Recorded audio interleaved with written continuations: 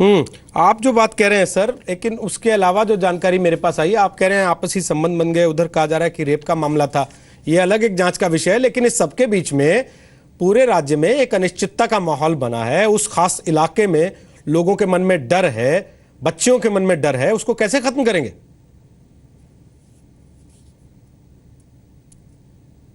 नहीं, इसमें कोई डर वाला विषय नहीं है, क्योंकि दो गांव का आपसी विवाद है और इस विवाद के कारण से एक गांव की बच्चियां दूसरे गांव में नहीं जाना चाहती, लेकिन किसी तीसरा कोई विकल्प उनको मिलता है तो वो निश्चित रूप से पढ़ने जाएंगी।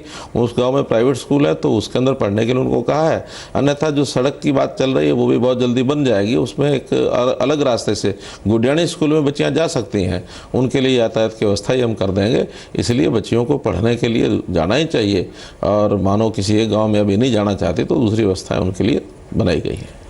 हमें लगता है कि जिस गांव में वो जा रही थी अब तक वहां भी कानूनी तौर पर इस तरीके की हालात को कंट्रोल करने की व्यवस्था की जानी चाहिए।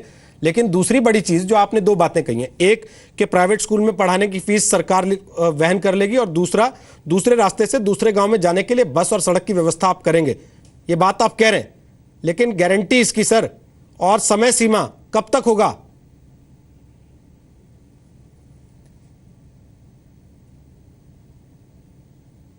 आठवीं का तो जैसे हमने बताया इसी सेशन से 8वीं का स्कूल बन जाएगा, और बाकी 8वीं से ऊपर की जो बच्चियां हैं वो प्राइवेट स्कूलों में जब भी दाखिल होंगी उनकी व्यवस्था वो बन जाएगी। सड़क का निर्माण की जो बात है वो कल हमारे मंत्री उस गांव में जा रहे हैं और तुरंत उस सड़क के निर्माण के लिए कार्रवाई करा दी जाएगी। और किसी गाँव में ऐसा ना हो सर फिर से, इसके लिए भरोसा कैसे देंगे लोगों को? ऐसा हरियाणा में नहीं होने वाला है, कारण क्या कि हरियाणा के लोगों का आपसी भाईचारा बहुत अच्छा है। वो घटना विशेष किसी गांव की हुई है तो उसको कोई ऐसा नहीं मानना चाहिए कि इस प्रकार की घटनाएं कोई हर स्कूल में होने जा रही हैं। ये एक असामान्य घटना किसी गांव विशेष की है। बाकी गांव जिन जिन गाँव के अंदर स्कूल नहीं है दूसरे गाँव में बच्चे जाते रहे हैं। हमारा अपना जीवन बचपन का ऐसा है कि हम अपने गाँव को छोड़कर दूसरे गाँव में जाते रहे, 5-5 साल हमने पढ़ाई की है, इसलिए किसी प्रकार की कोई कठिनाई नहीं। आपस में भाईचारा गाँव में लोगों का बना हुआ है, तो ऐसी कोई कठिनाई हरियाणा में नहीं आएगी। चलिए, बहुत बहुत शुक्रिया मनोहर लाल जी, आपने कम नोटिस पर भी वक्त निकाला, कम से कम लोगों के सामने आए, इस चीज़ का जवाब दिया। पूजा मक्कड़ मेरी सहयोगी सोमाखेड़ा गांव में है, हम जरा एक बार उनके पास चलते हैं। पूजा, मुश्किल से सही, बहस में हिस्सा ना लेने की बात पर सही, मुख्यमंत्री आए हैं, उन्होंने दो बड़ी बातें कही हैं। एक, जो बच्चियां 8वीं तक स्कूल अपग्रेडेशन कल से काम शुरू होगा।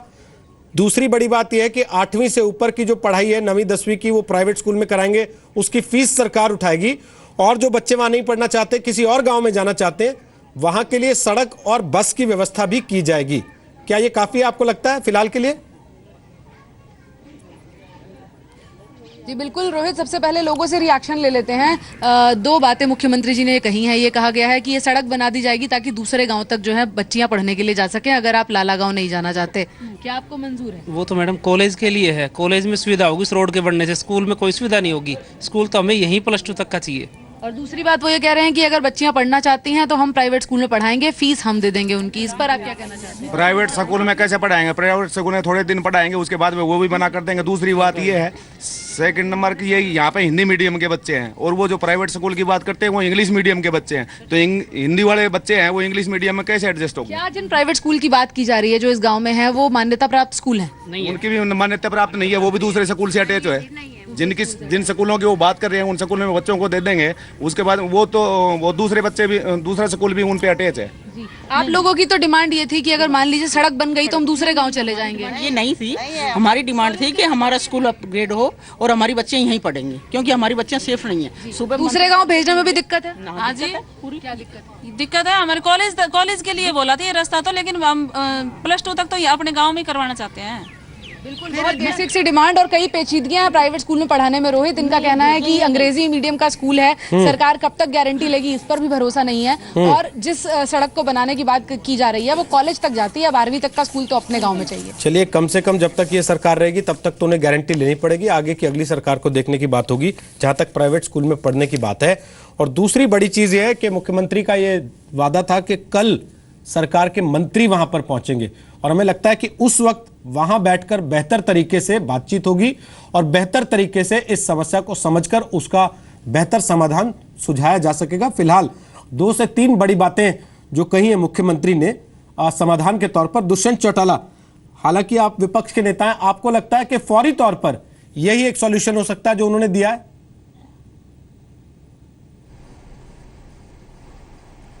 बिल्कुल, अगर जिस तरह मुख्यमंत्री जी ने कहा कि वो व्यवस्था बनाएंगे, मुझे लगता है कि हम सोमाखेड़ा से बड़े स्केल पर इसको देखें तो वो बहुत जरूरी है। आज ये व्यवस्था अकेले सोमाखेड़ा में नहीं है, ये पूरे हरियाणा में ऐसी व्यवस्था है। सिर्फ ये कि वाक्य आपके माध्यम से लोगों के बीच में आया तो इस पर चर्चा हुई।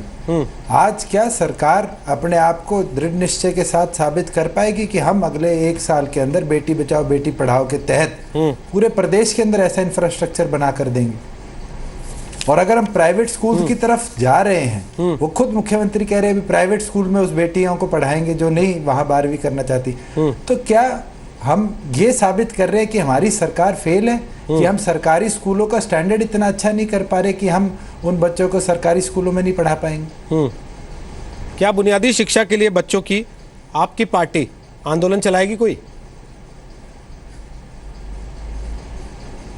बिल्कुल, हमारी यूथ विंग, मैं ये विश्वास दिलाता हूँ, अगर ऐसा वाकया पूरे प्रदेश में जहाँ जहाँ सामने आएगा वहाँ पर उनके साथ खड़े होकर इस मुहिम को आगे ले जाने का काम करेगी। और ये विश्वास आपको मेरी तरफ से मैं दिलाता हूँ कि आज के बाद जहाँ जहाँ हमारी बहनों की शिक्षा के प्रति कहीं भी आवाज़ उठाने की जरूरत पड़ी, आप हमें हमसे आग्रह करिए, आपके साथ खड़े होकर 2400 घंटे इसमें लड़ाई लड़ें। सर, हम आग्रह नहीं करेंगे, हम केवल नजर रखेंगे कि आप सोमाखेड़ा पहुंचे कि नहीं पहुंचे, आप लाला गांव पहुंचे कि नहीं पहुंचे, और आपने वहां से उन बच्चों की आवाज को सरकार के कान तक पहुंचाने की जिम्मेदारी निभाई कि नहीं निभाई।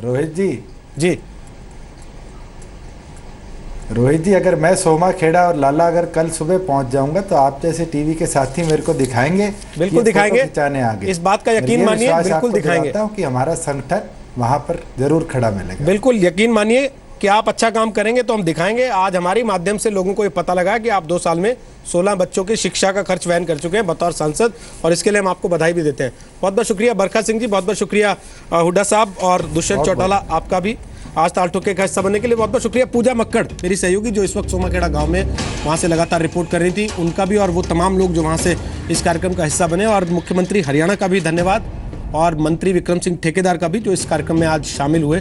कम से कम लोगों की समस्या को सुनने के लिए, उस पर जवाब देने के लिए उन्होंने हिम्मत दिखाई।